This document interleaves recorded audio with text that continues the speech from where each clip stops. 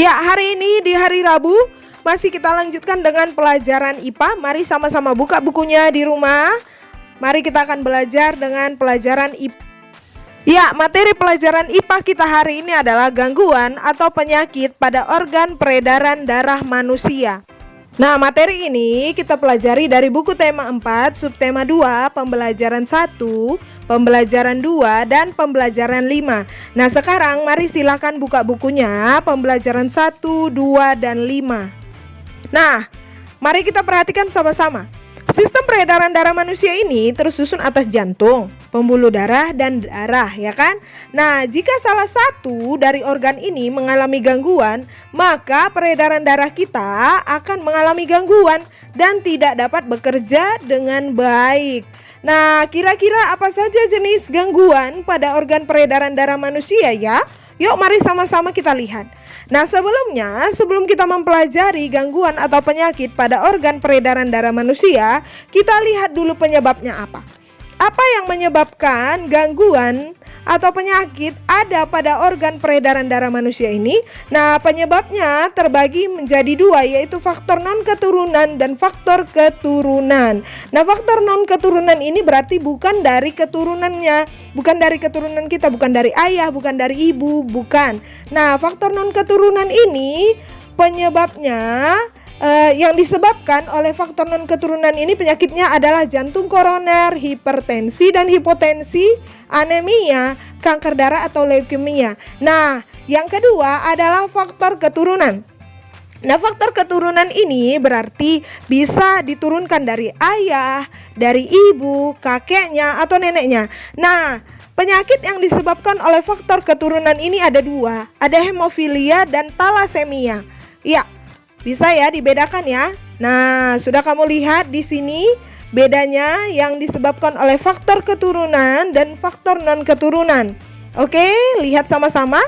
Nah, sekarang mari kita bahas jantung koroner. Yang pertama, ini jantung koroner ini adalah gangguan jantung karena adanya penyempitan pembuluh darah yang mengarah ke jantung. Nah, pembuluh darah yang mengarah ke jantung ini terjadi penyempitan, ya kan? Nah, penyebabnya adalah tersumbatnya pembuluh darah oleh berbagai macam zat seperti lemak dan kapur.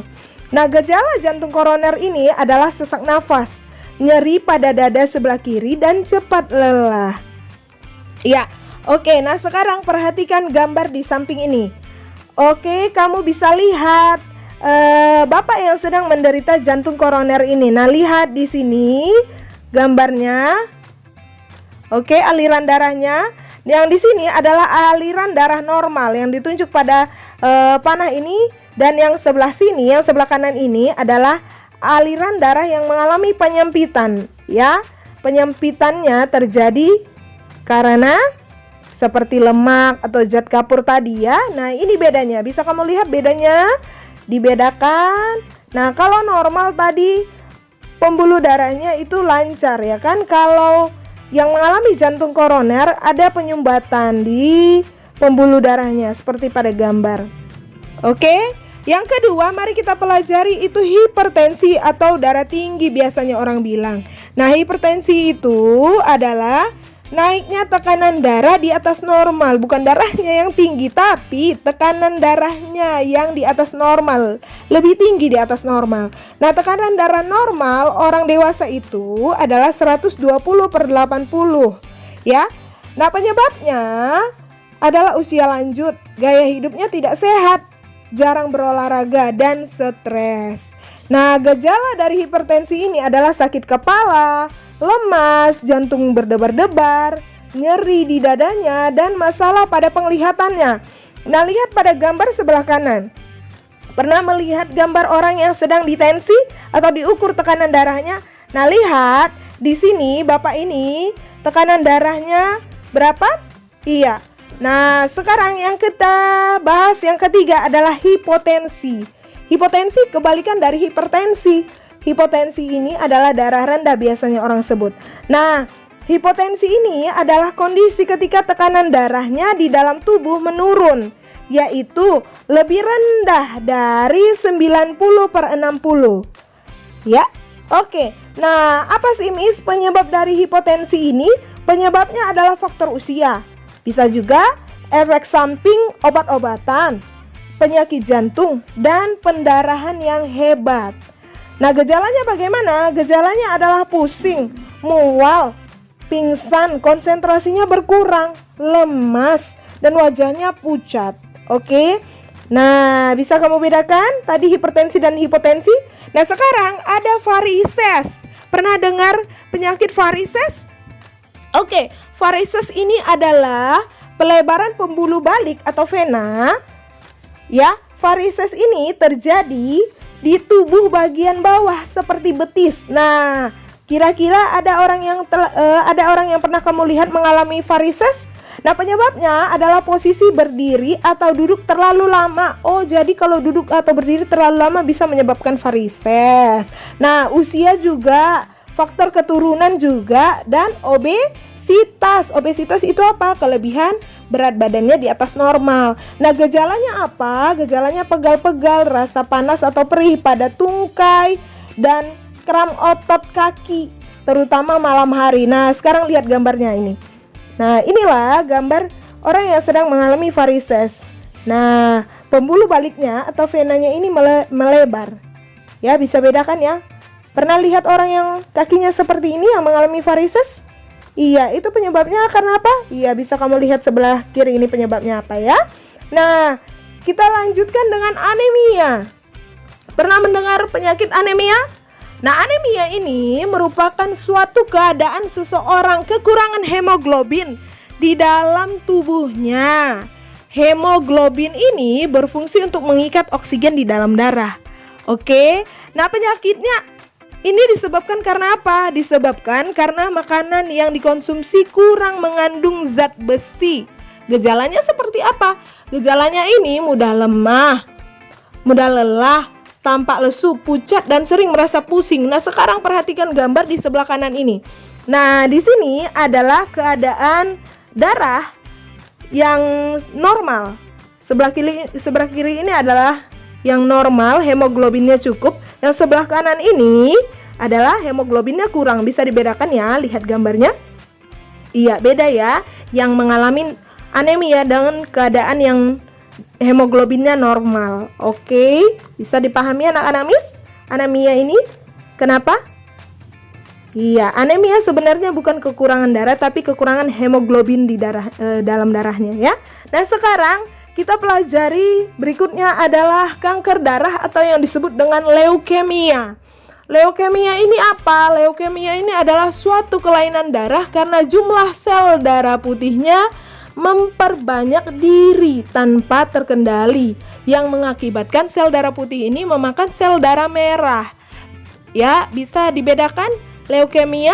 Oke, penyebabnya apa, Miss? Apa sih sebenarnya penyebab leukemia ini? Pernah dengar leukemia? Oke, mari kita lihat sama-sama. Kira-kira apa sih sebenarnya, Miss, penyebabnya? Penyebabnya adalah gaya hidup yang tidak sehat. Oh, gaya hidup ternyata ya. Nah, sekarang kita lihat gejalanya. Gejala leukemia antara lain adalah demam, menggigil, berat badannya turun drastis, juga sering mimisan, dan rasa lelah yang berkepanjangan. Oke, perhatikan gambar yang di sebelah kanan ini. Nah, di sebelah kiri, gambar yang sebelah kiri yang ditunjuk di panah ini adalah gambar darah yang normal, ya kan? Sel darah putihnya lebih sedikit dibanding sel darah merahnya. Oke, nah gambar yang sebelah kanan ini adalah penderita leukemia. Penderita leukemia ini atau yang disebut dengan kanker darah, sel darah putihnya lebih banyak. Bisa kamu lihat, bisa bedakan dengan yang normal? Iya. Nah, oke. Selanjutnya kita akan bahas hemofilia. Hemofilia ini apa sih, Miss? Hemofilia ini adalah penyakit keturunan yang menyebabkan tubuh kekurangan protein untuk proses pembekuan darah. Nah, ketika terluka, penderita hemofilia darahnya akan sulit membeku. Ya, kira-kira apa penyebab penyakit hemofilia ini? Nah, penyebab ini atau pencegahannya dapat diberi dengan obat dengan mencegahnya maupun mengobati saat terjadi pendarahannya, ya. Nah, sekarang kita lihat gambar di sebelah kanan ini. Nah, gambar yang ditunjuk pada panah ini adalah gambar keadaan protein di dalam darahnya ini yang normal ya. Bisa kamu bedakan? Nah, hemofilia ini bedanya di mana? Bisa lihat bedanya di sini. Darahnya tidak membeku secara normal karena kekurangan protein untuk pembekuan darahnya, ya kan? Oke, sekarang kita akan bahas talasemia. Talasemia ini apa, Miss? Talasemia ini adalah kelainan pada darah sehingga bentuk sel darah merahnya tidak normal dan tidak beraturan. Wah, yang bagaimana ini ya? Nah, talasemia ini apa sih yang dimaksud dengan talasemia ini sebenarnya? Oke, mari perhatikan penyebabnya dulu. Apa penyebabnya? Atau bahkan bagaimana penderita talasemia ini? Nah, pada penderita talasemia ini, sel darah merahnya tidak bisa berfungsi dengan baik dan mudah rusak, sehingga oksigen yang dialirkan ke seluruh tubuh nggak cukup. Nah, perhatikan gambar di samping ini. Iya, oke, lihat gambarnya yang ditunjukkan pada arah panah ini. Tanda panah ini adalah sel darahnya normal. Ya, perhatikan sel darahnya, sel darah merahnya ini normal, beraturan. Sementara di gambar sebelah kanan, sel darah merahnya ini tidak beraturan. Iya, di sebelah kanan ini adalah sel darah merah penderita talasemia, tidak beraturan ya. Oke, nah sekarang kamu lihat bukumu di pembelajaran 5. Nah, sekarang perhatikan gambar si Edo yang sedang beristirahat di ruang UKS.